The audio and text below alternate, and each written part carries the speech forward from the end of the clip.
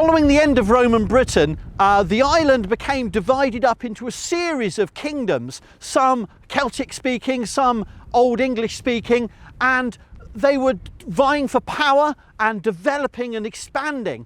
And by the 7th century, we have some major kingdoms establishing themselves and developing, extending their territories.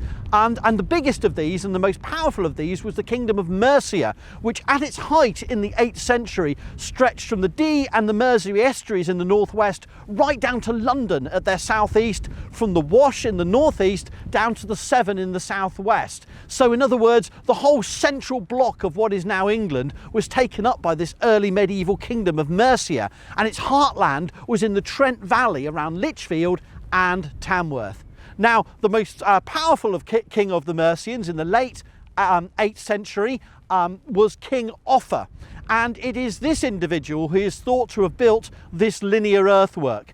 Now, we have many other linear earthworks or dykes across the English landscape, the lowland British landscape, and they may have been built for different purposes at different times. Some in prehistory, some after, in the early Middle Ages, after the Roman province broke up.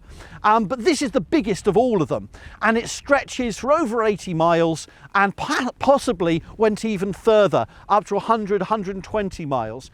Scholars have long debated exactly when and how it was built and why, but we think it was a variety of different functions. It did serve as a military monument, but not a monument to defend against as a stop line, but a monument to dominate the landscape from. Therefore, rather than a defensive monument, it was an offensive and aggressive statement to control the landscape of this borderland territory, facing the Welsh rivals of Mercia to the west.